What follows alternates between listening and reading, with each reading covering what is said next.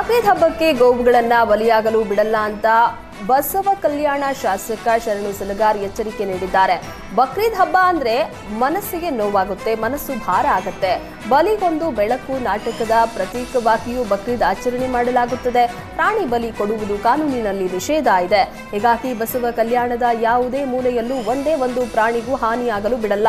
ಗೋವುಗಳ ಸಂಹಾರ ನೋಡಿ ಸುಮ್ಮನೆ ಕೂತ್ರೆ ಅದಕ್ಕಿಂತ ದೊಡ್ಡ ಅನ್ಯಾಯ ಮತ್ತೊಂದಿಲ್ಲ. ಹಿಂದೂಪರ ಸಂಘಟನೆಗಳು ಯಾವುದಕ್ಕೂ ಹೆದರೋದು ಬೇಡ.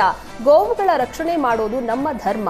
ಬಸವ ಕಲ್ಯಾಣದಲ್ಲಿ ಮುಸ್ಲಿಂ ಮನೆ ಮುಂದೆ ಆದರೂ ಆಕಳು ಕರು ತಂದು ಕಟ್ಟಿದ್ದು ಗೊತ್ತಾದ್ರೆ ನನಗೆ ಕರೆ ಮಾಡಿ, ಕೂಡಲೇ ಸ್ಥಳಕ್ಕೆ ಬಂದು ಆಕಳು ಕಡಿಯೋದನ್ನ ತಡೆಯುವ ಕೆಲಸ ಮಾಡ್ತೀನಿ.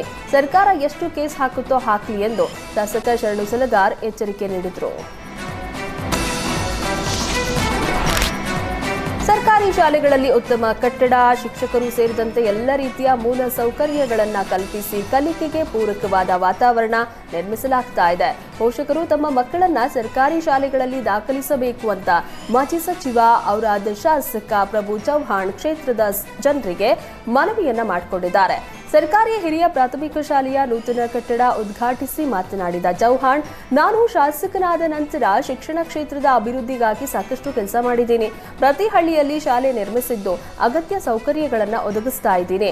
ಎಲ್ಲಾ ಕಡೆಗಳಲ್ಲಿ ಖಾಸಗಿ ಶಾಲೆಗಳ ಹಾವಳಿ ಹೆಚ್ಚಾಗಿದೆ. ಶಿಕ್ಷಣದ ಹೆಸರಿನಲ್ಲಿ ಬಡ ಜನರ ಸುಲಿಗೆ ನಡೀತಾ ಇದೆ. ಹಣ ಪಾವತಿಸಲು ನಾನಾ ರೀತಿಯ ಸಂಕಷ್ಟಗಳನ್ನು ಎದುರಿಸ್ತಾ ಇರುವುದು ನಾನು ಕಣ್ಣಾರೆ ನೋಡಿದ್ದೇನೆ. ಹಾಗಾಗಿ ಖಾಸಗಿ ಶಾಲೆಯವರ ಬಣ್ಣದ ಮಾತುಗಳಿಗೆ ಮರುಳಾಗಿ ಹಣ ಕಳೆದುಕೊಳ್ಳಬೇಡಿ, ಸಾಲ ಸೂಲ ಮಾಡಿ ಜೀವನವನ್ನ ನರಕ ಮಾಡಿಕೊಳ್ಬೇಡಿ. ಸರ್ಕಾರಿ ಶಾಲೆಗಳಲ್ಲಿ ಉತ್ತಮ ವಾತಾವರಣ ನಿರ್ಮಾಣ ಆಗಿದೆ. ಏನಾದರೂ ಕೊರತೆಗಳು ಇದ್ದಲ್ಲಿ ನನ್ನ ಗಮನಕ್ಕೆ ತಂದು ಸರಿಪಡಿಸಿಕೊಳ್ಳಿ. ಆದರೆ ಎಲ್ಲರೂ ತಮ್ಮ ಮಕ್ಕಳಿಗೆ ಸರ್ಕಾರಿ ಶಾಲೆಯಲ್ಲಿ ದಾಖಲು ಮಾಡಿ ಅಂತ ವಿನಂತಿಸಿದ್ರು.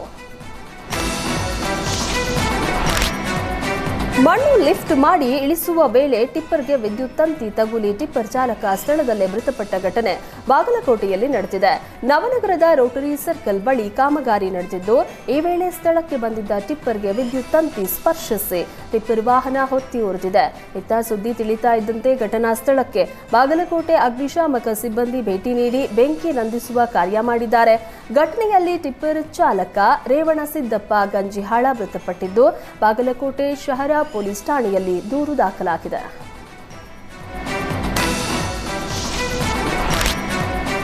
ವಿವಿಧ ಬೇಡಿಕೆಗೆ ಈಡೇರಿಸುವಂತೆ ಆಗ್ರಹಿಸಿ ಕೆಂಬಾವಿ ಪುರಸಭೆ ನೌಕರರು ಕಚೇರಿಗೆ ಬೀಗ ಜಡಿದು ಪ್ರತಿಭಟನೆ ನಡೆಸಿದ್ರು. ಯಾದಗಿರಿ ಜಿಲ್ಲೆಯ ಸುರಪುರ ತಾಲೂಕಿನ ಕೆಂಬಾವಿ ಪುರಸಭೆ ಮುಂದೆ ಪ್ರತಿಭಟನೆ ನಡೆಸಿ ಪುರಸಭೆ ನೌಕರರು ವಿಶೇಷ ಭತ್ಯೆ, ಆರೋಗ್ಯ ಸೇವೆ ಸೇರಿ ಹಲವು ಬೇಡಿಕೆ ಈಡೇರಿಕೆಗೆ ಆಗ್ರಹಿಸಿದ್ರು. ಬೆಳಗ್ಗೆಯಿಂದಲೇ ಪುರಸಭೆ ಕಚೇರಿಗೆ ಬೀಗ ಜಡಿದು ನೌಕರರು ಕುಳಿತು ಪ್ರತಿಭಟಿಸಿದ್ರು. ಪೌರ ಕಾರ್ಮಿಕರು ಪ್ರತಿಭಟನೆ ಹಿನ್ನೆಲೆ ಸಾರ್ವಜನಿಕರಿಗೆ ಸೇವೆ ಸಿಗದಂತಾಯಿತು. ಇದರಿಂದ ಪುರಸಭೆ ಕಚೇರಿಗೆ ಬಂದು ಸಾರ್ವಜನಿಕರು ವಾಪಸ್ ಮನೆಗೆ ಹೋಗಬೇಕಾಯಿತು.